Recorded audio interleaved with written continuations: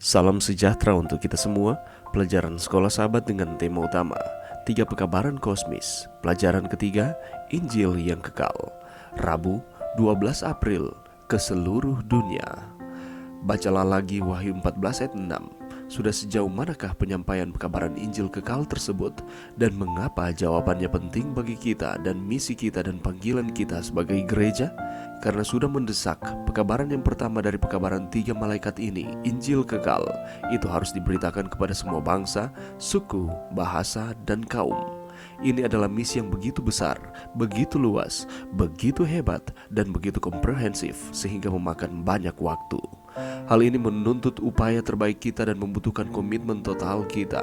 Hal itu menuntun kita dari keasyikan dengan kepentingan pribadi kita sendiri ke hasrat untuk pelayanan Kristus. Hal itu mengilhami kita dengan sesuatu yang lebih besar dari diri kita sendiri dan membawa kita keluar dari batas-batas sempit pikiran kita sendiri menuju visi yang lebih besar. Bacalah Matius 28 ayat 19 dan 20. Bagaimanakah ayat-ayat ini berhubungan dengan pekabaran malaikat pertama? Di dalam bukunya A Quest for More, Living for Something Bigger Than You, Paul David Tripp membahas kebutuhan psikologis setiap manusia untuk menjadi bagian dari sesuatu yang lebih besar dari diri mereka sendiri. Manusia diciptakan untuk menjadi bagian dari sesuatu yang lebih besar dari kehidupan mereka sendiri. Dosa menyebabkan kita mengecilkan hidup kita menjadi ukuran hidup kita. Kasih karunia Kristus diberikan untuk menyelamatkan kita dari batas-batas klaustrofobia atau fobia terhadap ruang yang terbatas, dari kerajaan kecil kita sendiri yang berfokus pada diri sendiri, dan membebaskan kita untuk hidup demi tujuan kekal dan memuaskan kesenangan akan kerajaan Allah. Tidak ada yang lebih mengilhami, lebih memuaskan, lebih bermanfaat daripada menjadi bagian dari gerakan ilahi yang dibangkitkan oleh Tuhan untuk menyelesaikan tugas yang jauh lebih besar, jauh lebih luas daripada yang dapat dicapai oleh satu manusia sendiri. Amanat yang diberikan Allah yang dijelaskan dalam Wahyu 14 adalah tugas terbesar yang pernah dilakukan kepada gerejanya. Ini adalah seruan yang sungguh-sungguh untuk memberikan hidup kita kepada tugas termegah surga, untuk mengungkapkan kasih Allah yang tak terpahamkan tepat sebelum kedatangan Yesus kembali.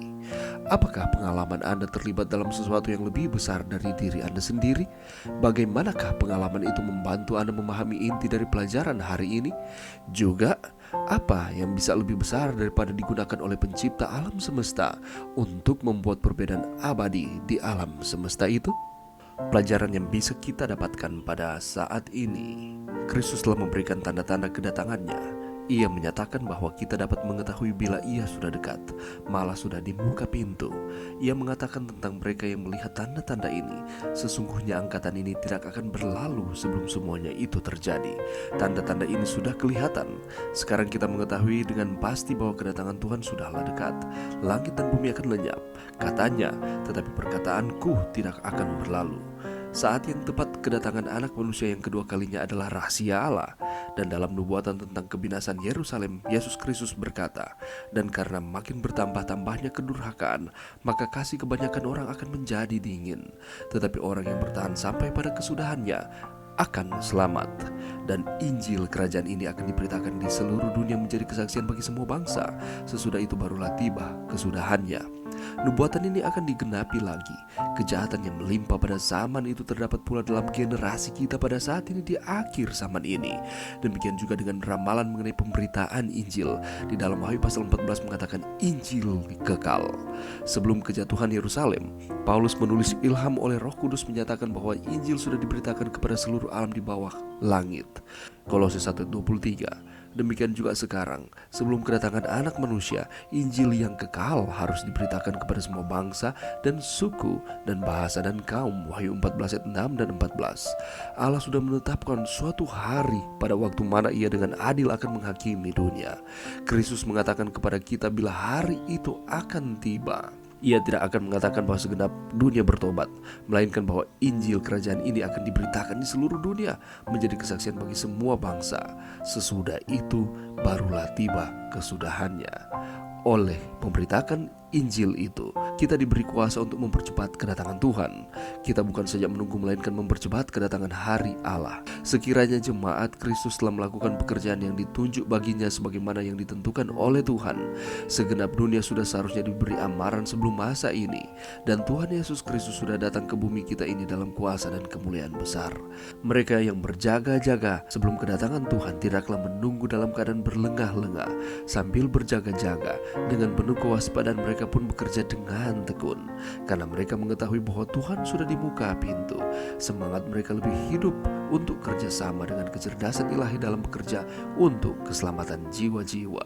Alfa dan Omega jilid 6 halaman 267 sampai 270. Tidak ada yang lebih mengilhami, lebih memuaskan, lebih bermanfaat daripada menjadi bagian dari gerakan ilahi yang dibangkitkan oleh Tuhan untuk menyelesaikan tugas yang jauh lebih besar, jauh lebih luas daripada yang dapat dicapai oleh satu manusia sendiri. Ada amanat agung yang diberikan Allah yang dijelaskan dalam Wahyu pasal 14, juga terdapat di dalam Matius pasal 28 ayat 19 dan 20, dan Matius 24 ayatnya yang ke-14. Apa itu? Kita diberikan kesempatan untuk bekerjasama dengan Tuhan untuk mewartakan Injil kekal, kabar baik keselamatan kepada seluruh dunia. Ini adalah seruan yang sungguh-sungguh untuk memberikan hidup kita kepada tugas termegah surga, untuk mengungkapkan kasih Allah yang tak terpahamkan tepat sebelum kedatangan Yesus kembali. Itulah sebabnya kita berada di zaman akhir ini. Mari kita bekerja untuk Tuhan. Ada tugas yang Tuhan embankan kepada kita sebagai umat-umatnya, yakni menyampaikan akan kabar baik Injil kekal kepada seluruh dunia.